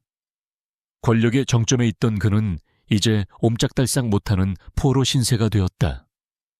그는 무너져 내리는 자존심을 붙잡고 마지막 발악을 했다. 그의 표정이 분노에서 애원으로 바뀌었다. 유진아, 제발 이러지 마. 우리 사이에 그래도 세월이 있잖아. 내가 다 잘못했어. 내가 잠시 미쳤었나 봐. 제발 멈춰줘. 우리 아이를 생각해서라도. 아이가 아버지를 감옥에 보낸 어머니를 자랑스러워할까. 우리 다시 시작할 수 있어. 내가 다 정리할게. 그의 영인은 너무나도 서툴고 역겨웠다. 유진은 그의 눈을 똑바로 바라보며 마지막 남은 미련의 찌꺼기까지 모두 털어냈다. 우리 아이 당신 입에서 나올 소리는 아닌 것 같은데요. 당신에게 이 아이는 JS그룹의 후계자 아니었나? 당신이 위기에 처하기 전까지는 단 한 번도 궁금해하지도 않던 존재가 이제 와서 협상의 도구가 됐나 보죠. 아, 모든 걸 되돌리기엔 너무 늦었어, 강태준. 당신이 모든 걸 망가뜨렸잖아. 이제는 그 대가를 치를 시간이야. 강태준은 더 이상 아무 말도 하지 못했다. 그는 패배를 인정해야 했다. 자신이 어리석게도 얕보았던 여자 앞에서 그는 완전히 발가벗겨졌다. 그는 비틀거리며 저택을 나갔다. 그 뒷모습은 더 이상 제국의 총재가 아니라 모든 것을 잃은 폐잔병의 것이었다. 홀로 남은 유진은 거실 중앙에 서서 가쁘게 숨을 몰아쉬었다. 강인한 척했지만 온몸에 피가 역류하는 듯한 공포가 그녀를 덮쳤다. 그녀는 비틀거리며 소파에 주저앉아 뱃속에 아이를 감싸 안았다. 두려웠다. 하지만 그녀는 물러서지 않았다. 그녀는 궁지에 몰린 야수의 가장 절박한 공격을 온몸으로 막아냈다. 이제 남은 것은 법정에서의 마지막 전투뿐이었다. 피할 수 없는 마지막 전쟁이 다가오고 있었다. 서유진과 강태준의 이혼 소송 첫 재판이 열리는 날, 서울 가정법원 앞은 수백 명의 취재진으로 인산인해를 이루었다. 세기의 이혼이라 불리는 이 재판은 단순한 부부의 이별을 넘어 재벌 총수의 추악한 스캔들과 그룹의 명운이 걸린 거대한 사건으로 비화된 후였다. 먼저 법원의 모습을 드러낸 것은 강태준이었다. 몇 주 사이에 그는 눈에 띄게 수척해져 있었다. 한때 대한민국에서 가장 강력한 남자였던 그의 얼굴에는 패배감과 초조함이 짙게 배어 있었다. 그는 국내 최고가 변호인단의 호의를 받으며 쏟아지는 플래시 세례를 뚫고 굳은 표정으로 법정으로 들어섰다. 잠시 후 서유진이 박민혁 변호사와 함께 모습을 드러냈다. 부드러운 소재의 원피스는 아름답게 부른 그녀의 배를 감싸고 있었다. 그녀의 얼굴에는 긴장감 대신 강하고 고요한 자신감이 서려 있었다. 그녀는 그 어떤 질문에도 답하지 않고 쏟아지는 카메라를 향해 꼿꼿이 고개를 든 채 법정으로 향했다. 그 모습은 마치 전쟁에 임하는 여왕과도 같았다. 팽팽한 긴장감 속에서 재판이 시작되었다. 예상대로 강태준 측 변호인단은 이 사건을 성격 차이로 인한 단순한 파경으로 몰아가려 했다. 그들은 서유진을 터무니없는 위자료를 요구하며 남편의 스캔들을 이용하는 탐욕스러운 아내로 매도했다. 피고 서유진 측은 원고의 사회적 지위를 악용하여 과도한 재산 분할을 요구하고 있습니다. 이는 혼인 파탄의 책임을 떠나 상식의 선을 넘은 것입니다. 강태준 측 변호인의 날카로운 목소리가 법정 안을 울렸다. 그러나 박민혁 변호사는 흔들리지 않았다. 그는 유진이 설계한 전략에 따라 차분하게 방역을 시작했다. 재판장님, 이 사건의 본질은 단순한 성격 차이가 아닙니다. 원고 강태준 씨의 상습적인 기만 행위와 배우자에 대한 심각한 인격적 모독, 그리고 혼인 관계를 유지할 수 없는 중대한 귀책 사유에 있습니다. 박민혁은 유진이 밤새워 모은 증거들을 하나씩 제시하기 시작했다. 강태준과 한채리의 밀회 사진, 두 사람의 대화가 담긴 녹취록 강지후가 그의 친자임을 증명하는 유전자 검사 결과서. 법정은 술렁이기 시작했다. 거기서 그치지 않았다.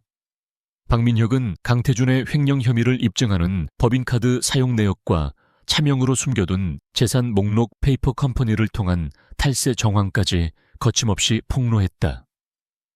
강태준 측 변호인단은 속수무책으로 당했다. 그들이 알던 서유진은 남편의 재산이 어디에 얼마나 있는지도 모르는 순진한 아내였지. 이렇게까지 모든 것을 꿰뚫고 있는 전략가가 아니었다. 강태준의 얼굴이 하얗게 질려갔다. 그는 유진을 노려보았지만 그녀는 그의 시선을 피하지 않고 똑바로 마주할 뿐이었다. 그 차가운 눈빛 앞에서 그는 자신이 얼마나 어리석었는지를 뼈저리게 깨달았다. 그리고 마침내 박민혁은 최후의 일격을 준비했다. 재판장님, 지금부터 저희는 원고 강태준 씨와 한채리 씨의 관계가 단순한 내연 관계를 넘어 JS그룹 자체를 위협하기 위한 의도적인 기업 스파이 행위의 일환이었음을 입증하겠습니다. 그의 발언에 법정은 그야말로 폭탄을 맞은 듯 술렁였다. 방청석에 앉아있던 기자들의 손이 바쁘게 움직이기 시작했다. 박민혁은 한채리의 오빠 한석호가 태영화학의 핵심 인물이라는 사실과 그들이 강지우를 이용해 JS그룹을 장악하려 했던 거대한 음모의 전말을 담은 보고서를 증거로 제출했다. 이 모든 것은 저희 측의 일방적인 주장이 아닙니다. 이 사실을 증언해줄 증인이 있습니다. 증인을 신청합니다. 강태준 측 변호인단이 격렬하게 반발했지만 재판장은 증인 신청을 받아들였다. 법정의 모든 시선이 증인석으로 향했다. 잠시 후 문이 열리고 들어선 증인의 모습에 모두가 경악을 금치 못했다. 한채리였다. 화려했던 배우의 모습은 온데간데 없었다. 화장기 없는 창백한 얼굴, 모든 것을 잃은 사람의 공허한 눈빛. 그녀는 천천히 증인석에 앉았다. 무슨 일이 있었던 것일까? 강태준은 배신감에 치를 떨며 한채리를 버렸다. 그녀의 폭로로 서유진의 방역을 촉발시켰다고 믿었기 때문이다. 그는 그녀와 아들에게 지원하던 모든 것을 끊어버렸다. 태영화학 역시 스캔들이 터지자마자 그녀를 손절했다. 하루아침에 모든 것을 잃고 나락으로 떨어진 그녀에게 손을 내민 것은 아이러니하게도 그녀가 그토록 몰아내고 싶어 했던 서유진이었다. 유진은 박민혁을 통해 그녀에게 비밀리에 거래를 제안했다. 법정에서 모든 진실을 증언하라. 그러면 당신의 아들 강지우의 미래는 내가 책임지겠다. 아이의 이름으로 신탁펀드를 만들어 아이가 성인이 될 때까지 부족함 없이 자라도록 지원하겠다. 그것은 유진의 마지막 자비이자 어머니로서의 연민이었다. 한채리는 결국 그 제안을 받아들였다. 자신의 망가진 인생은 어쩔 수 없지만 아들의 미래마저 망칠 수는 없었다. 증인 한채리 증언대에 선 이유가 무엇입니까? 박민혁의 질문에 한채리는 떨리는 목소리로 입을 열었다. 모든 진실을 밝히기 위해서입니다. 그녀는 모든 것을 털어놓았다. 오빠 한석호의 지시로 강태준에게 의도적으로 접근했던 과정, 아들 지우를 후계자로 만들어 JS그룹을 차지하려 했던 태영화학의 계획, 그리고 그 과정에서 오고 갔던 모든 추악한 거래들까지. 그녀의 증언은 대한민국 재계 전체를 뒤흔드는 거대한 폭로였다. 그녀의 고백이 이어지는 동안 강태준은 고개를 숙인 채 미동도 하지 않았다. 그는 간통과 횡령을 저지른 파렴치한 총수일 뿐만 아니라 경쟁사의 계략에 놀아나 그룹 전체를 위험에 빠뜨린 희대의 어릿광대가 되어버렸다. 그의 자존심, 그의 인생, 그의 모든 것이 산산조각 났다. 재판은 더 이상 진행할 필요가 없었다. 재판장의 판결은 신속하고 단호했다. 원고와 피고의 이혼을 허가한다. 자녀에 대한 친권과 양육권은 피고 서유진에게 있으며 원고 강태준은 피고에게 위자료 및 재산 분할로. 판사가 선고한 액수는 대한민국 이혼소송 역사상 전무후무한 기록이었다. 강태준의 귀책 사유와 재산 은닉 시도가 모두 인정된 결과였다. 또한 재판장은 이 사건에서 드러난 JS그룹의 불법 비자금 조성과 태영화학의 불법적인 기업 활동에 대해 검찰에 수사를 의뢰하겠다고 밝혔다. 모든 것이 끝났다. 유진은 박민혁의 부축을 받으며 법원을 걸어 나왔다. 수많은 기자들이 그녀를 둘러쌌지만 그녀는 아무 말도 하지 않았다. 그녀는 고개를 들어 회색빛 하늘을 보았다. 지난 몇 달간 그녀를 짓누르던 무거운 족쇄가 풀려나는 기분이었다. 정의는 실현되었다. 그리고 그녀는 이제 자유였다. 더 이상 강태준의 아내가 아닌 온전한 서유진으로서. 곧 태어날 아이와 함께 그녀가 자신의 손으로 싸워 만든 새로운 세상에서 살아갈 준비가 되어 있었다. 6개월 후 계절은 차가운 겨울을 지나 따스한 봄을 맞이하고 있었다. 세상의 소음 같았던 강태준 스캔들도 점차 사람들의 기억 속에서 잊혀갔다. 서유진의 시간은 법원의 판결이 내려진 그날 이후 완전히 새롭게 흐르고 있었다. 그녀는 더 이상 강남의 차가운 성체에 살지 않았다.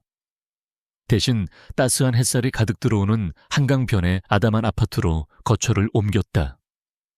집 안 곳곳에는 아기의 웃음소리와 부드러운 분유 냄새가 가득했다. 그녀는 건강하고 예쁜 딸을 낳았고 아이에게 서하늘이라는 이름을 지어주었다. 맑고 높은 하늘처럼 어떤 것에도 얽매이지 않고 자유롭게 살아가라는 엄마의 소망이 담긴 이름이었다. 지난 몇 달간 세상에는 많은 변화가 있었다. 강태준은 결국 법의 심판을 피하지 못했다. 검찰의 강도 높은 수사 끝에 그의 횡령 배임 비자금 조성 혐의 대부분이 사실로 드러났다. 한때 대한민국 경제를 호령하던 JS그룹의 총수는 결국 수위를 입고 구치소에 수감되었고 1심에서 중형을 선고받았다. 모든 것을 잃은 그는 항소를 포기했다.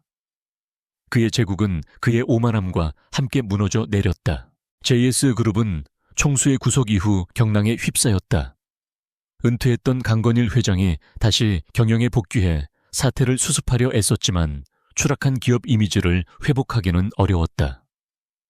그룹은 핵심 계열사 몇 개를 매각하는 등 대대적인 구조조정에 들어가야만 했다. 태영화학 역시 무사하지 못했다. 불법적인 기업 스파이 행위가 만천에 드러나면서 공정거래위원회의 조사를 받았고 막대한 과징금과 함께 기업 윤리에 치명적인 타격을 입었다. 한석호는 파면당한 뒤 사법 처리되었고 한채리는 재판 과정에서 모든 것을 자백한 것이 참작되어 집행유예를 선고받았다. 그녀는 연예계를 완전히 떠나 아들 지우와 함께 조용한 곳에서 죗값을 치르며 살아가고 있었다. 유진은 약속을 지켰다. 박민혁 변호사를 통해 강지후의 이름으로 신탁펀드를 설립해 주었다. 아이는 최소한 경제적인 어려움 없이 자라날 수 있을 터였다. 그것은 어른들의 죄가 아이에게 대물림되어서는 안 된다는 한 아이의 어머니로서 그녀가 할 수 있는 최소한의 배려이자 마지막 연민이었다. 유진은 거액의 위자료를 받아 조용한 부자로 살아갈 수도 있었다. 하지만 그녀는 멈추지 않았다. 그녀는 YJ 스트래티지스라는 이름의 전략 컨설팅 회사를 설립했다. 그녀의 명석한 두뇌와 날카로운 통찰력은 녹슬지 않았다. 최진환 회장의 전폭적인 지원 아래 그녀의 회사는 설립과 동시에 업계의 주목을 받는 신성으로 떠올랐다. 강태준의 그늘에 가려져 있던 서유진이라는 이름이 비로소 세상에 그 가치를 드러내기 시작한 것이다.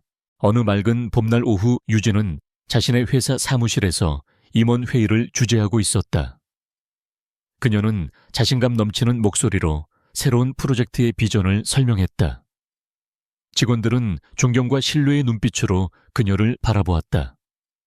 한쪽 구석에 마련된 작은 공간에는 그녀의 딸 하늘이가 요람 안에서 평화롭게 잠들어 있었다. 엄마와 전문가 두 개의 정체성을 완벽하게 조화시키며 살아가는 그녀의 모습은 그 자체로 많은 여성들에게 희망의 메시지를 던져주고 있었다. 회의가 끝나고 그녀는 잠든 하늘이를 안아들었다.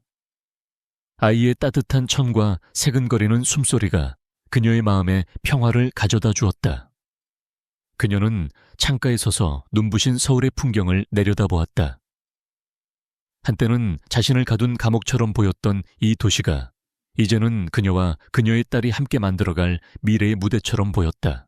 그녀의 옆으로 박민혁 변호사와 오정석 부장이 다가왔다. 오정석 부장은 강태준이 몰락한 뒤 그 능력을 인정받아 개혁된 JS그룹의 핵심 임원으로 발탁되어 있었다. 그들은 이제 비즈니스 파트너이자 든든한 동료가 되어 유진의 곁을 지키고 있었다. 벌써 업계에 소문이 자자합니다. 서 대표님의 다음 행보가 시장의 판도를 바꿀 거라고요. 오정석이 웃으며 말했다. 과찬이세요. 이제 시작인걸요. 유진이 부드럽게 미소 지었다. 그녀는 품에 안은 하늘이를 내려다보았다. 아이는 세상 모르고 잠들어 있었다. 유진은 아이의 작은 뺨에 가볍게 입을 맞추었다. 그녀가 싸워온 기나긴 전쟁은 복수를 위한 것이 아니었다. 바로 이 작은 생명에게 떳떳하고 올바른 세상을 물려주기 위함이었다. 자신의 이름과 존엄을 되찾기 위한 싸움이었다. 이제 그녀의 삶에 강태준은 없었다. 그를 향한 사랑도 증오도 모두 과거의 먼지처럼 흩어졌다. 그 빈자리는 자기 자신에 대한 믿음과 아이를 향한 무한한 사랑으로 가득 채워져 있었다. 그녀는 더 이상 누군가의 아내, 누군가의 며느리가 아니었다. 그녀는 YJ 스트래티지스의 대표 서유진이었고 서하늘의 자랑스러운 어머니였다. 그녀는 자신의 힘으로, 자신의 의지로 자신의 미래를 직접 써 내려가고 있었다. 전영국 노을이 사무실을 붉게 물들이고 있었다. 유진은 하늘이를 품에 안고 창밖을 바라보았다. 그녀의 얼굴에 떠오른 미소는 그 어떤 보석보다도 찬란하게 빛나고 있었다. 그것은 모든 시련을 이겨내고 마침내 스스로의 행복을 쟁취한 한 인간의 가장 완전하고 아름다운 미소였다. 그녀의 진짜 인생은 이제 막 시작되고 있었다.